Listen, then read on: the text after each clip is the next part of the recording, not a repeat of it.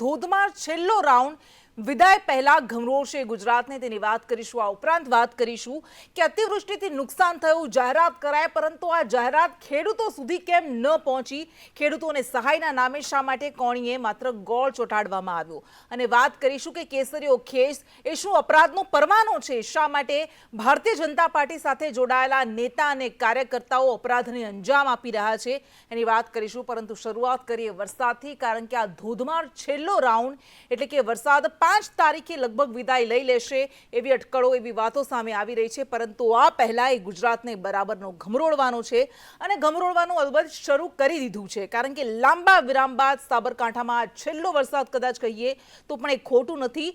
સાબરકાંઠા જિલ્લામાં વરસાદ વરસ્યો, ખેડબ્રહ્મા, વડાલી, ઈડર, કડિયાદરા સહિતના પંથકમાં વરસાદ ખાબક્યો। ખેડબ્રહ્મા તાલુકાના દામાવાસ, તાંદલિયામાં પણ વરસાદ વરસ્યો છે। કલોલ, મેઘ, રવિપુરા, કંપા સહિતના ગ્રામ્ય વિસ્તારોમાં પણ વરસાદ ખાબક્યો છે અને હજુ પણ જતા જતા મેઘરાજા ધડબડાટી બોલાવાના છે તેવી આગાહી કરવામાં આવી છે, કારણ કે બંગાળની ખાડીમાં ઉદ્ભવેલી સિસ્ટમ જે ગુજરાત તરફ આવી અને તેના કારણે દક્ષિણ ગુજરાત અને મધ્ય ગુજરાતને ગમરોળશે તેવી આગાહી છે। આ ઉપરાંત વડોદરામાં બફારા બાદ વરસાદનું આગમન થયું છે। વરસાદ વરસતા વડોદરામાં વાતાવરણમાં ઠંડક પ્રસરી, કારણ કે એકંદરે અત્યારે ગુજરાતમાં ગરમીનો અનુભવ થઈ રહ્યો છે, જાણે ઉનાળાનો આકરો તાપ પડતો હોય તેવી પણ ગરમી પડી રહી છે। અને આ બધા વચ્ચે અત્યારે આ છેલ્લો વરસાદ એ રાહતનો વરસાદ વડોદરાના રાવપુરા, કારેલીબાગમાં, વડોદરાના દાંડિયા બજાર વિસ્તારમાં પણ વરસાદ વરસ્યો છે। એટલે વિદાય પહેલાનો આ છેલ્લો રાઉન્ડ આખરે વરસી રહ્યો છે। અને આ ઉપરાંત સાબરકાંઠામાં, વડોદરામાં વરસાદ વરસ્યો છે। અમરેલીના લીલિયામાં પણ ધોધમાર વરસાદ વરસ્યો છે।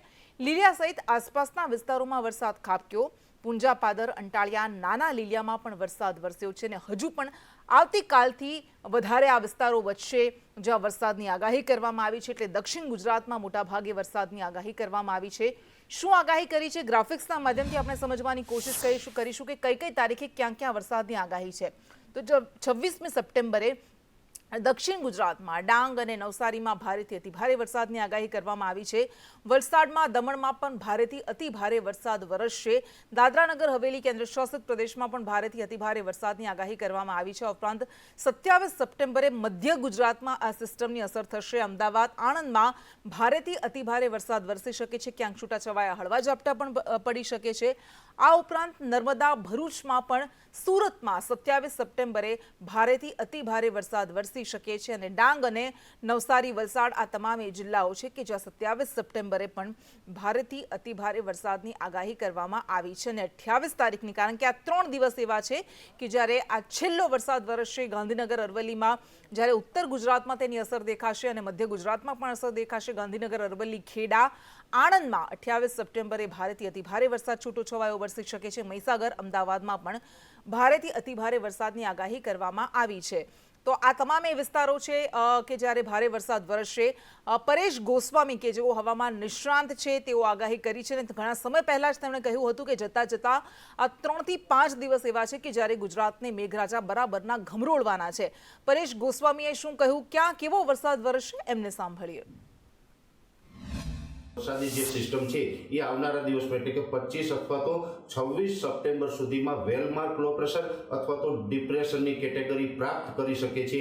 આજે 24 સપ્ટેમ્બરથી દક્ષિણ ગુજરાત અને સૌરાષ્ટ્રના દરિયાઈ કાંઠાના ભાગોમાં વરસાદની શરૂઆત થઈ જશે અને જેમ જેમ સમય પસાર થતો જશે તેમ વરસાદની જે સિસ્ટમ છે એ મજબૂત બનતી જશે અને આવનારા દિવસની અંદર રાજ્યના 60 થી 65% વિસ્તારોની અંદર મધ્યમથી ભારે વરસાદ થઈ શકે છે। ઓલ ઓવર ગુજરાતની અંદર જે વરસાદ પડવાનો છે તેમાં સૌથી વધારે વરસાદ છે દક્ષિણ ગુજરાતમાં નોંધાય તેવી શક્યતાઓ છે।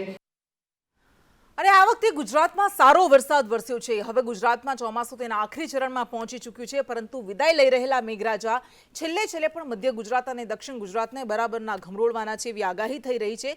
પરંતુ આ વખતે ગુજરાતના કયા ઝોનમાં કેટલો વરસાદ વરસ્યો છે એની આપણે વાત કરીશું। તો ગુજરાતના જિલ્લાઓમાં આ વખતે મેઘરાજા મન મૂકીને વરસ્યા છે। કચ્છમાં 183%, સૌથી વધારે સરેરાશની સરખામણી 183% કચ્છમાં વરસ્યો છે। તો દક્ષિણ ગુજરાતમાં જ્યાં દર વખતે સારો વરસાદ વરસતો વરસતો હોય છે 131% વરસાદ ખાબક્યો છે.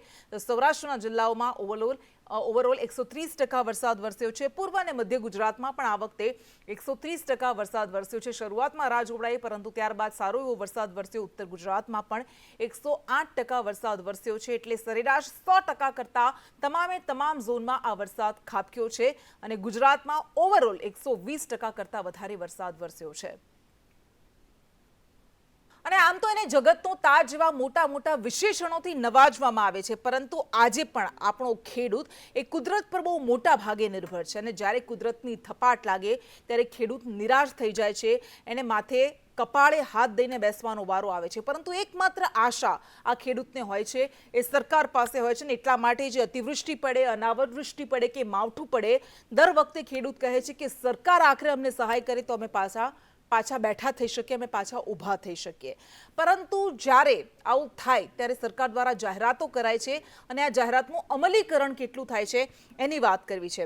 2022-23માં એ ગ્રાફિક્સથી સમજીશું કે કેવી રીતે ખેડૂતોને કોણીએ ગોળ ચોંટાડવામાં આવે છે. કારણ કે 2022-23માં અતિવૃષ્ટિ થઈ અને એના કારણે 2023માં રાજ્યના 31 જિલ્લામાં એટલે મોટા ભાગના જિલ્લાઓમાં ખેડૂતોને નુકસાન થયું હતું. અને નુકસાન માટે 641.39 કરોડની સહાય સરકાર ચૂકવશે એવી જાહેરાત કરવામાં આવી હતી. 641.39 કરોડ 31 જિલ્લા માટે. પરંતુ આજ તારીખ સુધી 11 જિલ્લા એવા છે કે જ્યાં ખેડૂતોને 102.51 કરોડ ચૂકવવામાં જ નથી આવ્યા. એટલે ઠાગાઠૈયા કરવામાં આવ્યા છે અને ખેડૂતોને કોણીએ ગોળ ચોટાડવામાં આવ્યો છે. આ તમામ જિલ્લા છે આણંદ, અરવલ્લી, દાહોદ, પંચમહાલ, કે જ્યાં ખેડૂતોને જે રકમ ચૂકવવાની હતી તે નથી ચૂકવવામાં આવી. આ ઉપરાંત બનાસકાંઠા, નર્મદા, ખેડા, કચ્છ. આ વખતે વરસાદની પેટર્નમાં છેલ્લા ઘણા વર્ષોથી બદલાવ આવ્યો અને તેના કારણે અતિવૃષ્ટિ થઈ રહી છે, ખેડૂતોને નુકસાન થઈ રહ્યું છે.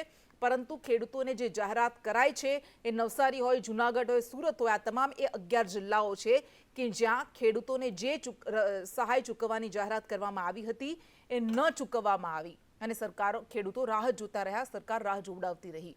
બનાસકાંઠામાં 1,46,00,000 નથી ચૂકવવામાં આવ્યા. દાહોદમાં 57 કરોડ 48 લાખ સૌથી વધારે નુકસાન થયું હતું. પરંતુ આ રકમ ખેડૂતોને નથી ચૂકવવામાં આવી અને ખેડૂતો માત્ર ને માત્ર રાહ જ જોતા રહ્યા. એટલે વાસ્તવમાં જાહેરાત શું કરાય છે અને એની વાસ્તવિકતા શું છે એ જાણવી ખૂબ જરૂરી છે. આણંદના 8 કરોડ એવા એ રકમ છે કે જે ચૂકવવામાં નથી આવી અને આજ દિન સુધી એ નથી ચૂકવવામાં આવી. 2 વર્ષ વીતી ગયા છે અને હવે ફરી પાછી અતિવૃષ્ટિ થઈ છે, ફરી પાછી નવી જાહેરાત થશે. પણ જૂની જાહેરાતોનું શું? ગીર સોમનાથના 1,62 લાખ રૂપિયા એવા છે કે જે ચૂકવવામાં નથી આવ્યા અને ખેડાના 15 કરોડ, ખેડાના ખેડૂતોને 15 કરોડ ચૂકવવામાં નથી આવ્યા. તો હવે ક્યારે ચૂકવવામાં આવશે? આ ચૂકવવામાં આવશે કે કેમ? કારણ કે દર વખતે ખેડૂતો સવાલ કરતા રહે છે, આપણે સવાલો સરકાર સુધી પહોંચાડતા રહીએ છીએ, પરંતુ એનું પુનરાવર્તન થતું રહે છે. જૂનાગઢના 5 કરોડ 98 લાખ રકમ જે ચૂકવવાની થતી હતી એ ખેડૂતોને ચૂકવવામાં નથી આવી. પંચમહાલને 1 કરોડ 51 લાખ ખેડૂતોને ચૂકવવાના હતા, એ ચૂકવવામાં નથી આવ્યા. આ 11 જિલ્લાઓ એવા છે કે જે રાહ જોઈને બેઠા છે. હિતેન્દ્ર પટેલ સાથે આપણે વાત કરીશું કે જેઓ ભારતીય જનતા પાર્ટીના પ્રવક્તા છે કે શા માટે આ રકમ ચૂકવવામાં નથી આવી. હિતેન્દ્રભાઈ આપણી સાથે જોડાશે. હિતેન્દ્રભાઈ, સ્વાગત છે આપનું સંદેશ ન્યૂઝમાં. 2022-23ની આ 2022-23ની વાત છે.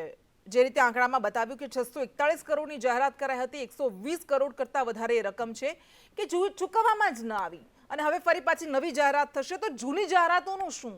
શા માટે ખેડૂતોને જાહેરાત કરીને જ માત્ર રાહતનું લોલીપોપ આપવામાં આવે છે? રકમ કેમ ચૂકવવામાં નથી આવતી? કૃષ્ણા, ભારતીય જનતા પાર્ટીની સરકાર એક ગામ, ગરીબ, દલિત, પીડિત, શોષિત, વંચિત ખેડૂત અને ખેતમજૂરની સરકાર છે. 2014માં નરેન્દ્રભાઈ મોદી સાહેબ વડાપ્રધાન બન્યા પછી સતત 13 જેટલા પેકેજ અતિવૃષ્ટિ, અનાવૃષ્ટિ, તાઉતે વાવાઝોડું, બિપરજોય વાવાઝોડું કે કરા પડવામાં સરકારે આપ્યા છે. એ રેકોર્ડ ઉપર છે. 20,000 કરોડ રૂપિયા જેટલી રકમ ખેડૂતોના ખાતામાં સીધી આપી છે. સવાલ આપની વાતનો છે, એની સાથે હું ડિનાય નથી કરતો કે પાછલા વર્ષમાં જે જિલ્લાઓમાં સહાય આપવાની હતી બધી જગ્યાએ પહોંચાડવાનો પ્રયાસ કર્યો છે. તમારી માહિતી છે એ પણ સાચી હશે. હું એ બાબતમાં પણ ધારો કે કેટલાક જિલ્લાઓમાં પાછળથી જે મુશ્કેલી પડી હતી એની સહાયમાં જો ચૂકવણીમાં કોઈ ટેકનિકલ પ્રોબ્લેમ થયો અથવા કોઈ ચૂક થઈ હોય તો એના માટે પણ અમે તાત્કાલિક ધોરણે હું રાજ્ય સરકારને આને હું જાણ કરીશ. ચાલુ વર્ષે પણ જ્યારે વરસાદ થયો ત્યારે 380 કરોડનું પેકેજ પ્રાથમિક સર્વેમાં આપણે આપ્યું જ છે. પરંતુ કુદરતનો કેર વધ્યો અને ઉપરાઉપરી ફરીથી વરસાદ થયો. કેટલાક વિસ્તારમાં 15 ઇંચ 20 ઇંચ જેટલો વરસાદ 24 કલાકમાં થયો અને ગુજરાતના મોટાભાગના વિસ્તારોમાં મુશ્કેલી પડી છે. એવા સંજોગોમાં રાજ્યના કૃષિ મંત્રી શ્રી રાઘવજીભાઈ પટેલ સાહેબ અને માન્ય મુખ્યમંત્રી શ્રી ભૂપેન્દ્રભાઈ પટેલ સાહેબ સાથે અમારી ખેડૂત આગેવાનની બેઠક થઈ છે અને જે તર્જ પર પેકેજ આપ્યું હતું 380 કરોડનું, એ જ તર્જ પર બાકીના જિલ્લાઓમાં પણ ખૂબ મોટી રકમનું પેકેજ આપવાની ભારતીય જનતા પાર્ટીની સરકારના મુખ્યમંત્રીએ ખાતરી આપી છે. અને ખાતરીઓ સવાલ આપનો અપાઈ છે, છે, જાહેરાતો એ કરાય સાચો છે, હશે? પરંતુ તેમ હું છતાં એની તપાસ ખેડૂતો પણ- રાહ જોતા રહે છે. હિતેન્દ્રભાઈ, આવીશું આપની પાસે, તમે કહી રહ્યા છો એ હકીકત શું છે એ પણ આપણે જાણીશું. જૂનાગઢથી એક જિલ્લો છે કે જ્યાં રકમ ચૂકવવામાં નથી આવી. મનસુખભાઈ પટોડિયા ભારતીય કિસાન સંઘના પ્રવક્તા છે, આપની સાથે જોડાઈ ગયા છે. મનસુખભાઈ, આટલી મોટી રકમ 120 કરોડ કરતા વધારે રકમ જે ચૂકવાય જ નહીં અને 1 વર્ષ કરતા વધારે સમય વીતી ગયો છે, હવે ફરી પાછી જાહેરાત થશે, તો શું કઈ રીતે આ સર્વે થાય છે? કેમ ખેડૂતો સુધી રકમ નથી પહોંચતી? હકીકત શું છે? એ ચિત્ર આપની પાસેથી સમજવું છે.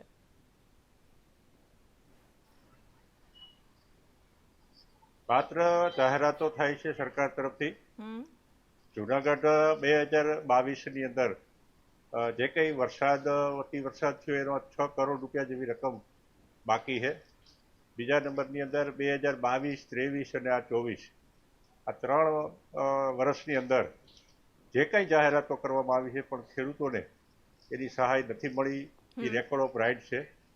કારણ કે ખરેખર ખેડૂતોને કમોસમી વરસાદ થાય, વાવાઝોડું આવે અને એનો મોઢે આવેલો કોળિયો ઝૂંટવાઈ જાય, એવી પરિસ્થિતિ જ્યારે પેદા થાય ત્યારે સરકારે ખરેખર ખેતી પ્રધાન દેશની અંદર ખેડૂતોની દુર્દશા જ્યારે થાય ત્યારે એને સહાય કરવાની જે વાત કરે છે, પણ એ વાત કરે એ પ્રમાણે ખેડૂતોને સહાય નથી મળતી. એ વાત સાચી છે.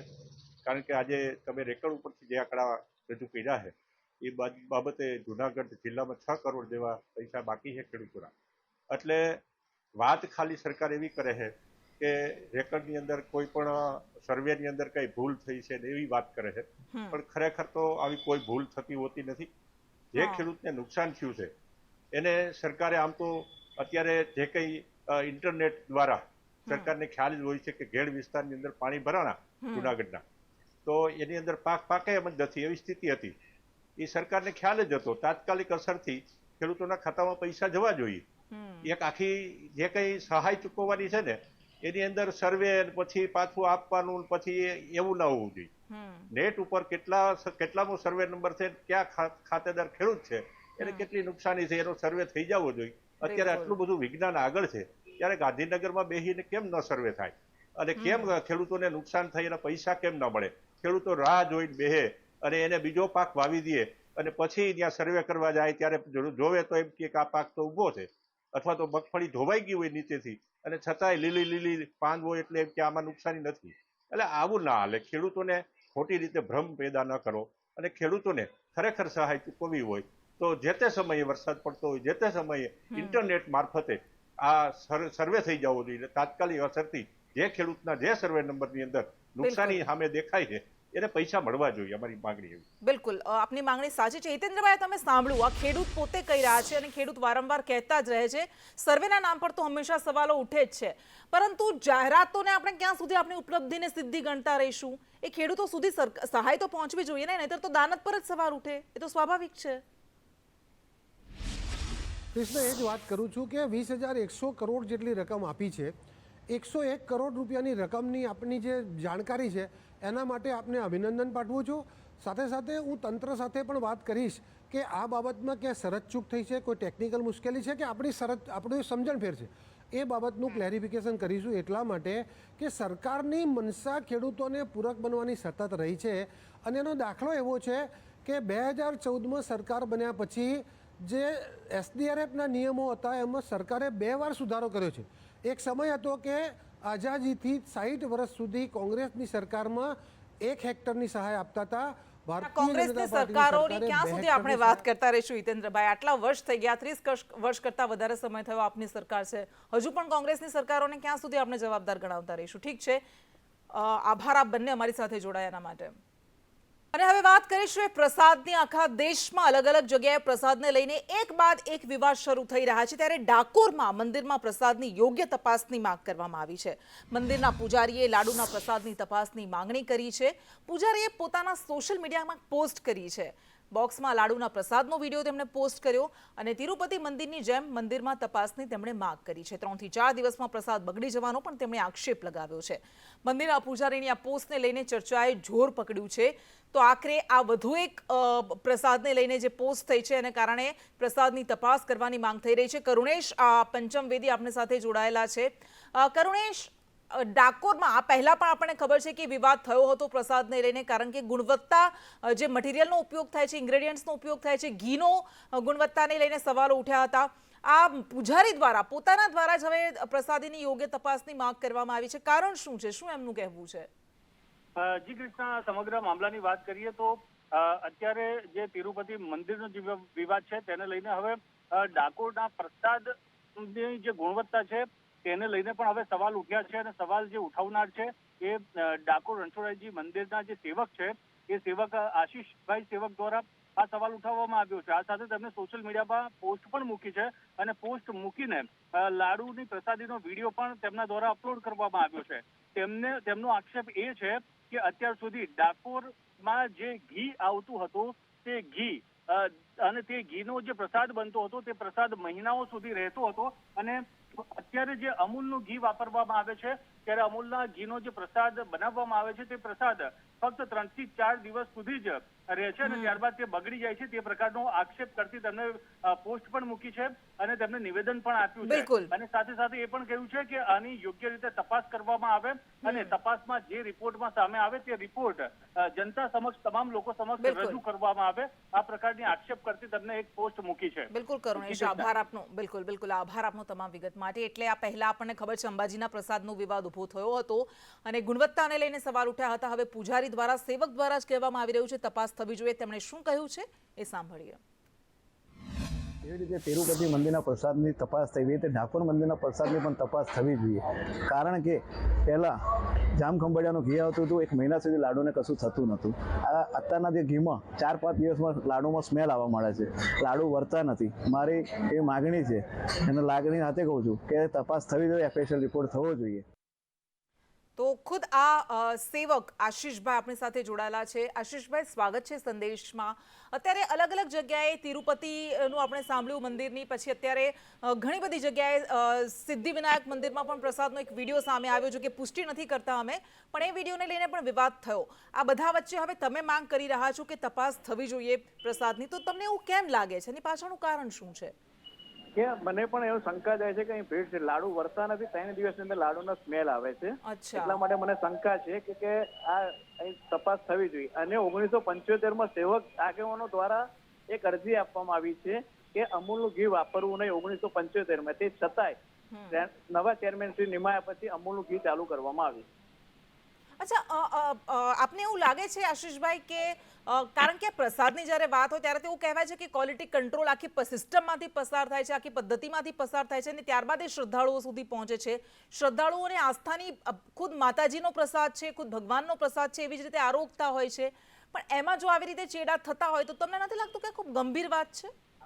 ગંભીર જ છે. જાતે અનુભવેલું કે 3-4 દિવસે લાડુ પ્રસાદીમાંથી સ્મેલ આવે છે. જાતે અનુભવેલું છે. અને ચેક નથી થતું શું? હાલો, હા, તો તિરુપતિનો તો ત્યારબાદ જે સામે આવી પ્રતિક્રિયાઓ કે આખી ક્વોલિટી કંટ્રોલ ચેક થાય છે, પ્રસાર થાય છે અને ત્યારબાદ એ શ્રદ્ધાળુઓ સુધી પહોંચે છે, તો શું ડાકોરના પ્રસાદમાં ચેક નથી થતું? તમે કહો છો 3 દિવસમાં વાસ આવવા લાગે છે. હા, 3 દિવસ અંદર વાસ આવે છે. એ મેં જાતે અનુભવેલું છે કે લાડુ પ્રસાદી સ્મેલ મારે છે. ત્રીજે ચોથે પહેલા જામખંભાળિયાનું ઘી આવતું, 1 મહિના સુધી લાડુમાં કશું થતું નથી. અચ્છા, તો આના માટે જવાબદાર કોણ છે? ટેમ્પલ કમિટી, ચેરમેન શ્રી, હા, બરાબર, સમગ્ર મંદિર કમિટી જવાબદાર છે. અચ્છા, તો શું બદલાવ લાવવા જોઈએ આના માટે? ઘી બદલવું જોઈએ, હા, બરાબર, અને તપાસ થવી જોઈએ. અચ્છા, તપાસ થવી જોઈએ. તમને લાગે છે કે આમાં કોઈના બદઇરાદા અથવા તો ખરાબ દાનત સામેલ હોઈ શકે છે? બની શકે. આપણે કોઈ સીધો આરોપ કોઈની પર મૂકી શકતા નથી, પણ છતાં બની શકે. અચ્છા, આશીષભાઈ, કેટલા સમયથી આવું થઈ રહ્યું છે? છેલ્લા ઘણા 5-1 મહિનાથી સેવક ટ્રસ્ટીની મીટિંગ હતી, સેવક આગેવાનો અપેક્ષિત હતા. સેવક આગેવાનો દ્વારા આપણે કહેવામાં આવ્યું, મેં જણાવ્યું આગેવાન શ્રીને કે તમે રજૂઆત કરો ઘીની, કે ઘી ખરાબ આવે છે, પણ એ લોકોએ ધ્યાને લીધી નહીં વાત આગેવાનની. અચ્છા, તો પરિંદુ ભગત અમારી સાથે જોડાયેલા રહેશો. પરિંદુ ભગત, એમની સાથે પણ અમે આ પહેલા વાત કરી હતી 21 તારીખે. એમણે ત્યારે શું કહ્યું હતું એ સાંભળી લઈએ. એક ઠરાવ કરીને નિર્ણય કરી અમૂલ સાથે એક MOU કરીને અમૂલનું જ ઘી સમગ્ર સામગ્રીમાં વાપરવામાં આવે છે અને જ્યારે પણ અમૂલનો લોટ આવે ટ્રક ત્યારે એની સાથે અમૂલવાળા એનું ટેસ્ટિંગ સર્ટિફિકેટ અમને મોકલાવે જ છે. એટલે તમે જે રીતે સાંભળ્યું એવું કહેવાય રહ્યું છે કે અમે તપાસ કરીએ છીએ, અમે આખી બધી જ પદ્ધતિ ક્વોલિટી કંટ્રોલ ચેક થાય છે, ત્યારબાદ પ્રસાદ પહોંચતો હોય છે. આવા દર વખતે જવાબ મળતા હોય છે. અંબાજી વખતે પણ મળ્યા હતા, પરંતુ શા માટે આવું થતું હશે? ફરી પાછા આપણે આશીષભાઈ પાસે જઈએ. આશીષભાઈ, તો એવું કહેવાય રહ્યું છે કે બધું ચેક કરીને ત્યારબાદ પ્રસાદ આપવામાં આવે છે, પ્રસાદ બનાવવામાં આવે છે. બધી મિલીભગત લાગી રહી છે, બરાબર છે. મેં સોશિયલ મીડિયા પર પોસ્ટના કોમેન્ટ બોક્સની અંદર લાડુનો વિડીયો પણ મૂક્યો છે કે લાડુ વળતા નથી. લાડુ મળતા પણ નથી અને મળે છે 3 દિવસમાં બગડી પણ જાય છે. વળતા લાડુ જે વરવા જોઈએ ને, અચ્છા, વળતા નથી. છૂટું મેં વિડીયો પણ મૂકેલો છે સોશિયલ મીડિયા પર. એટલે ઘી જે છે નિમ્ન ગુણવત્તાનું યુઝ થાય છે એમાં. અને 1975 માં સેવકો દ્વારા એક અરજી આપવામાં આવી છે કે અમૂલનું ઘી વાપરવું નહીં. આ તો પોતાના મન સુધીથી ઠરાવ કરીને અમૂલનું ઘી લાવ્યા છે પાછું. અચ્છા, તો તમને એવું લાગે છે કે અમૂલનું ઘી સારું નથી હોતું? નથી હોતું. અચ્છા, એટલે બ્રાન્ડ છે એનું ઘી પણ સારું નથી હોતું એવું તમને લાગે છે? હા, જામ ખંભાળિયાનું ઘી આવતું 1 મહિના સુધી લાડુનું કશું થતું નથી. બ્રાન્ડ તો અંબાજીમાં હતી, અમૂલ જ હતી ને, એટલા માટે કેવું.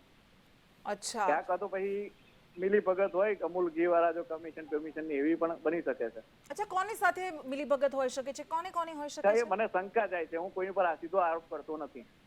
અચ્છા, પણ તો કોઈક લોકો તો હશે ને મંદિર કમિટીમાં જોડાયેલા કે જેમના પર તમને શંકા હોય?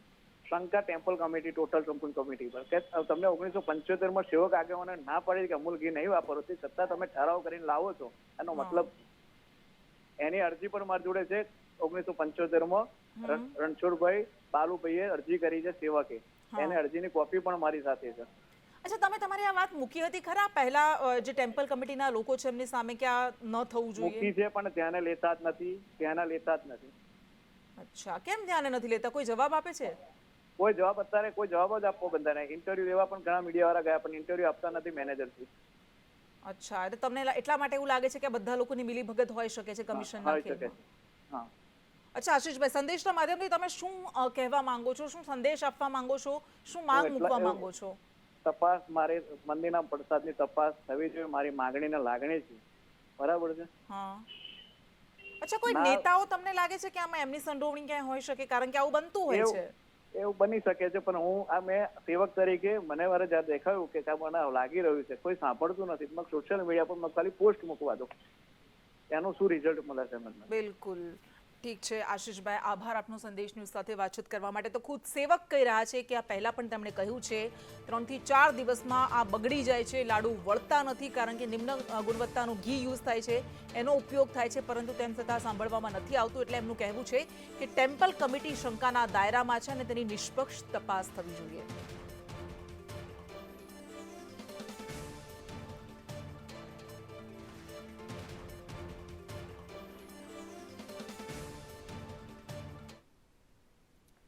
અને હવે વાત કરીશું સત્તાના નશાની, અપરાધના પરવાનાની. શું તમે કેસરીઓ ખેસ પહેરો એટલે સત્તાનો નશો આવી જાય અને તે તમને અપરાધ કરવાનો પરવાનો આપી દે છે? એવા સવાલ એટલા માટે ઉઠે કારણ કે છેલ્લા કેટલાય સમયથી જે અલગ અલગ કાંડ અપરાધ સામે આવી રહ્યા છે તેમાં ભારતીય જનતા પાર્ટીના નેતાના નામ સામે આવે છે. શા માટે કહી રહ્યા છીએ? તમે જોઈ શકો છો આરોપી નંબર 1 જે દાહોદનું હેવાન આચાર્ય ગોવિંદ નટ, બાજુમાં એની તસવીરો જોશો અને આ ગોવિંદ નટના RSS, ભારતીય જનતા પાર્ટી અને વિશ્વ હિન્દુ પરિષદ સાથેના ઘરોબોના તસવીરો સામે આવી છે. અલગ અલગ કાર્યક્રમોમાં તેની ઉપસ્થિતિ સામે આવી છે અને એટલા માટે આ ગોવિંદ નટ સામે સવાલ ઉઠી રહ્યા છે. બીજો આ કેસ છે મહેસાણા ભાજપ યુવા મોરચા મંત્રી ગૌરવ ચૌધરી છે કે જેમણે પોતે એક દુષ્કર્મીને બચાવવાની કોશિશ કરી હતી. ચાણસ્મામાં દુષ્કર્મ થયું હતું અને સગીરા સાથે જે દુષ્કર્મ કર્યું હતું એ ભુવાને તેણે બચાવ્યો હતો અને પરિણામે આ ગૌરવ ચૌધરીને જેલ હવાલે કરવામાં આવ્યો છે. ગૃહ રાજ્યમંત્રી હર્ષ સંઘવી સાથેની તેની તસવીરો છે.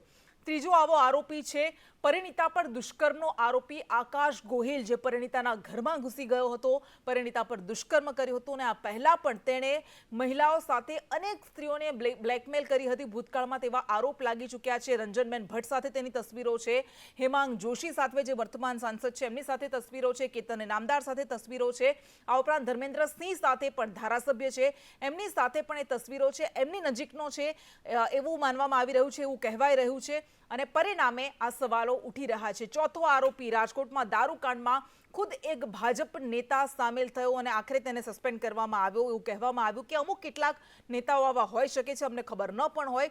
ભાજપ બક્ષીપંચ મોરચાનો પ્રમુખ છે આ જયદીપ દેવડા અને એની જ સંડોવણી આ શરાબ કાંડમાં સામે આવી છે. 54 બોટલ દારૂ અને 24 ટીન બિયર સાથે ઝડપાયો હતો અને એટલા માટે આ બધા જે કેસ છે જેના કારણે સવાલ થાય કે માત્ર એક પક્ષનો ખેસ પહેરી લેવાથી શું તમને અપરાધનો પરવાનો મળી જાય છે? અને જો આવું થાય છે તો ખરેખર પોતાને શિસ્તબદ્ધ કહેતી ભારતીય જનતા પાર્ટીએ ધ્યાન રાખવું જોઈએ કે તે કેવા લોકોને સામેલ કરે છે, કારણ કે સભ્ય બનાવવાના નામે આવા અસભ્ય લોકો ન આવી જાય એ પણ ધ્યાન રાખવાની જવાબદારી આ પાર્ટીની છે.